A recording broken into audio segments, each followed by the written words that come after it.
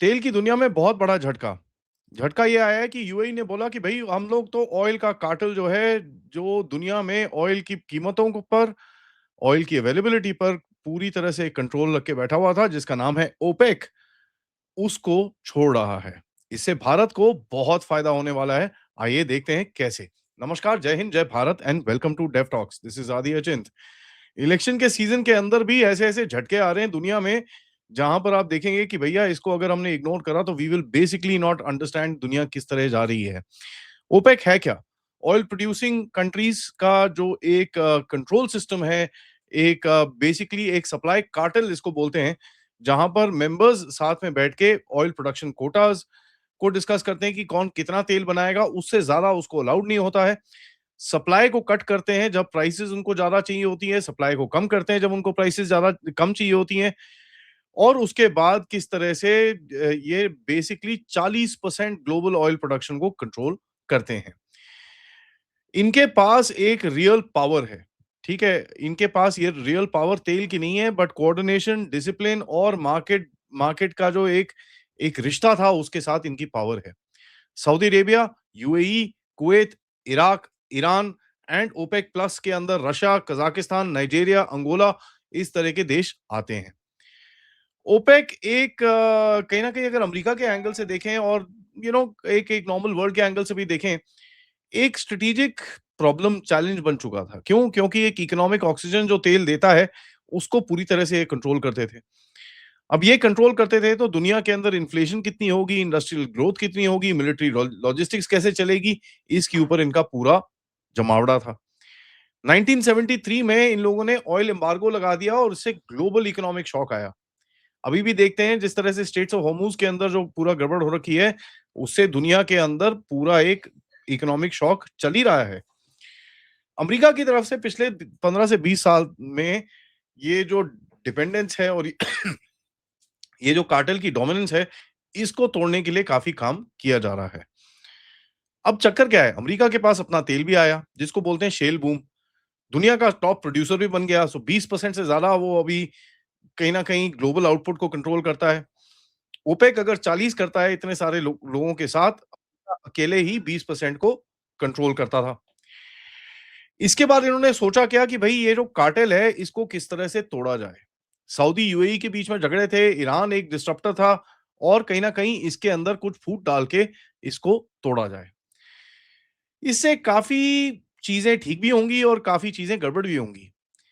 Alternative supply chain बनाने के लिए अगर आप देखें तो ईरान को एक तरफ से रोकने की कोशिश करी जा रही है और दूसरे कंट्रीज़ को बोला जा रहा है कि आप ज़रा थोड़ा बढ़ाइए, थोड़ा कम करिए, all that stuff is happening और अमेरिका की तरफ बेसिकली अपना एनर्जी डाइवर्जन करने की पूरी कोशिश करी जा रही है। ओपेक की जो रियल पावर थी, ठीक है? वो शेयर कैपेसिटी के अंदर थी। मतलब कितना शेयर कौन निकालेगा?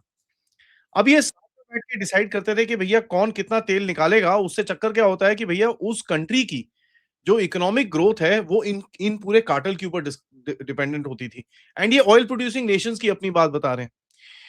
यहाँ पर सऊदी अरेबिया बेसिकली इसको काफ़ी हद तक कंट्रोल करता था, इसको डिसिप्लिन करता था और कहीं न कहीं एक मार्केट में बिलीव था कि ये साथ में ही एक्ट करेंगे। कभी एक बंदा कोई जैसे कोई कंट्री है, वो कभी-कभार थोड़ा बहुत इधर-उधर करता था, तो कहीं न कहीं ये they would actually break on to him and make sure that वो वापस से डिसिप्लिन में आए। यूएई ने बोला भैया इनफ, हम लोग नहीं करने वाले। आज उसकी प्रोडक्शन है 3.4 मिलियन बैरल्स पर डे। इसको लेके जाना है उसको 5 बिलियन तक। वो बोलता है यार मेरे को पैसे कमाने हैं भाई मैं क्या करूँ? तुम लोग को जो करना है करते रहो, मैं अपना काम करूँगा।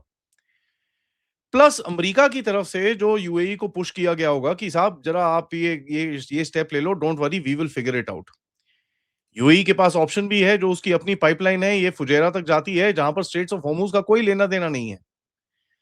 पीपल कैन टेक और यहाँ से हम लोग काफ़ी हद तक अभी तक तेल ले ले भी रहे हैं। Bharat specially is taking a lot of oil.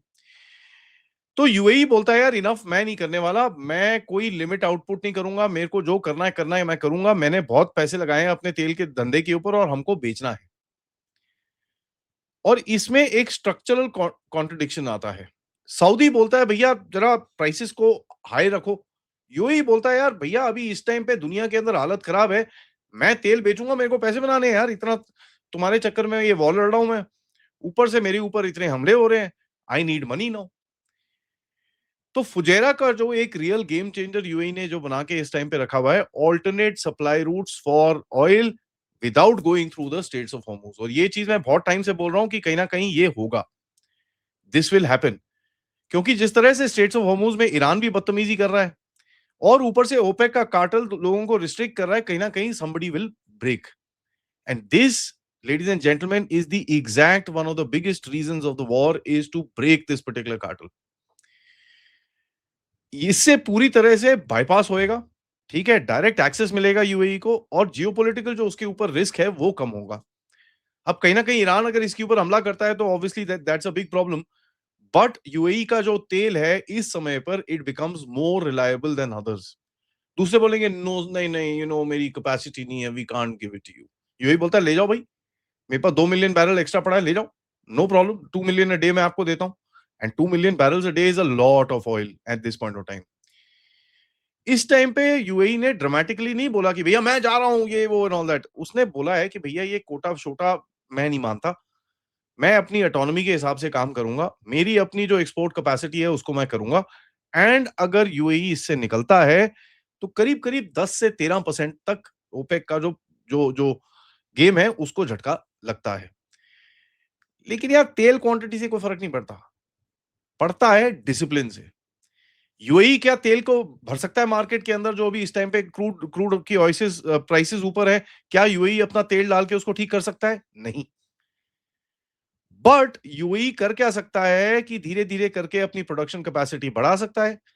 जहां पर उसको मानना है वो करेगा, नाम नहीं मानना वो नहीं करेगा, और एक ऑल्टरनेट सप्लाई रूट की तरफ से जो मैं आपको बोल रहा था, स्ट्रेट्स ऑफ हॉर्मुज को बाईपास करके एक ऑल्टरनेट सप्लाई रूट की जो काफी टाइम से बातें चल रही हैं, उसके ऊपर वो बड़े आराम से काम कर सकता है। सऊदी अरेबिया को इस टाइम पे चाहिए स्ट्रिक्ट डिसिप्लिन, यूएई और हाई ऑयल प्राइसेस। यूएई बोलता है यार high oil prices strict discipline छोड़ो भाई, मेरे को पैसे चाहिए, ठीक है, आई नीड माई मनी। अभी तेल जो भी है 70-80 में बिक रहा है, 90 में बिक रहा है, यार ठीक है, वो 70 में भी आ रहा है, मेरे को फर्क नहीं पड़ता, मेरे को पैसे बनाने हैं भाई। I have got a resource, मैं उसको बेचूंगा और मेरे को पैसे बनाने हैं। वैसे भी आप सबको पता है यूएई की काफी हालत खराब है इसके अंदर। नाउ इसके अंदर देखिए होता क्या है, होता यह है कि कुछ लोग इसमें बड़ा जीतेंगे। सबसे बड़ा है भारत इसके अंदर, क्योंकि भारत और यूएई के बड़े अच्छे रिलेशंस हैं।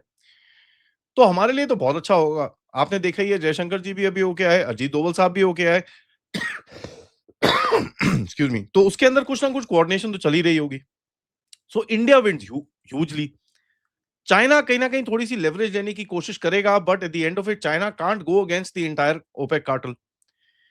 भारत कर सकता है, थोड़ा बहुत बैलेंसिंग करके कर सकता है, लेकिन भारत को कोई कुछ बोलेगा नहीं, because at the end of it India के रिलेशंस इन पूरे ओपेक कार्टेल के साथ बड़े अच्छे हैं। Sorry about that. चाइना इस समय पे एक बड़ी टेढ़ी पोजीशन पे है। जहां अगर वो ईरान से दूर हटता है तो ईरान उसको रोएगा, रशिया से दूर तो हटता है तो रशिया उसको रोएगा। So it's got a very very locked sort of a position. और ये जो स्ट्रेट्स ऑफ होर्मुज के अंदर गेम चल रही है उससे चाइना को बहुत नुकसान हुआ है। अमेरिका एक बहुत बड़ा गेनर बनता है इससे।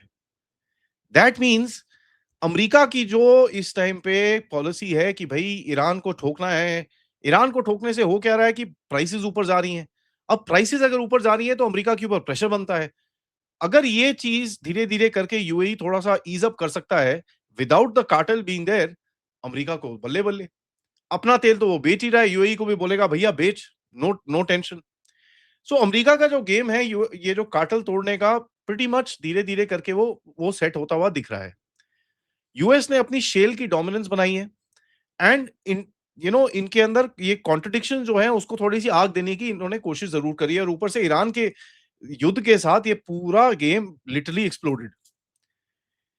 तो पुराने टाइम पे जो फाइट होती थी कि भाई कौन कंट्रोल करेगा ऑयल की प्रोडक्शन, आज जो नई फ्लाइट फाइट होगी कि भाई फ्लेक्सिबिलिटी रूट्स और प्राइसिंग सिस्टम को कौन कंट्रोल करेगा, और मार्केट के गेम के साथ सप्लाई को इंक्रीज करके they they want to actually bring it down. अब ये होता है नहीं होता ये तो समय बताएगा, बट इनका ये प्लान है। एक बड़ा स्ट्रक्चरल शिफ्ट आने वाला है as far as the energy market is concerned. और देखिए ये आपको समझ में आना चाहिए, this is a very very big game. तो अगर आप देखें जिस तरह से इन लोगों ने ये गेम खेला है, यूएई वालों ने इन इस पूरे गेम को खेला है, इससे बड़ा इम्पोर्टेंट एक शिफ्ट आएगा, जिससे कई कंट्रीज़ को तो बहुत फ़ायदा होगा। और सबसे बड़ी चीज़ जो है, ये कार्टेल लेके जो पूरी दुनिया को कंट्रोल करते हैं, उसको कहीं न कहीं ये बहुत लात पड़ेगी। इंटरेस्टिंग चीज़ और है, लास्ट पॉइंट जो मेरा है यहाँ पर कि साहब अगर आप देखें, इस तरह से जो पूरा स्ट्रक्चर है इस मिडल ईस्ट रीजन के अंदर, जिसके अंदर ईरान भी है, जिसके अंदर रशिया भी है, जिसके अंदर सऊदी अरेबिया भी है, जो सो कॉल्ड अमेरिका का एलाई है, उनके बीच में अभी ये लाइनें कटनी शुरू हो चुकी हैं। So oil game is going to become more independent, more free and a little more crazier than before. क्योंकि कई देश बोल यूएई का अगर बोलें देख के बोलेंगे कि यार अगर ये कर सकता है तो मैं क्यों नहीं कर सकता। अब जैसे-जैसे ये सवाल उठने शुरू होंगे, जो ये पूरा कार्टेल का कंट्रोल है, वो टूटेगा। और जैसे ही वो टूटेगा और तेल मार्केट में खुलेगा and it will be easier to actually get that and run your business. ये पूरे ऑयल को कंट्रोल करने के लिए एनवायरनमेंट ये वो बड़ी सारी बेवकूफी करी जाती थी। Once this entire thing breaks, it's gonna be actually good for the world. अब ये डॉलर में बिकता है कि किसी और करेंसी में बिकता है, अगली लड़ाई उसकी होगी, क्योंकि यूएई अमेरिका को बोलेगा अगर तेरे को मेरे को डॉलर में बेचना है तो भैया मेरे को ये चीजें चाहिए। भारत के साथ वो लोकल करेंसी में ट्रेड करेगा, चाइना के साथ वो लोकल करेंसी में ट्रेड करेगा और अमेरिका से भी लेवरेज लेगा। So there is gonna be a lot of churn as far as the oil game is concerned. और ये चीज़ मैं बहुत टाइम से बोल रहा हूँ, जब से ये वॉर शुरू हुई है।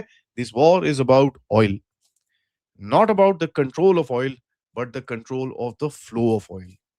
सो let's wait and watch. Straits of Hormuz का पहला डाइवर्जन आपके सामने है।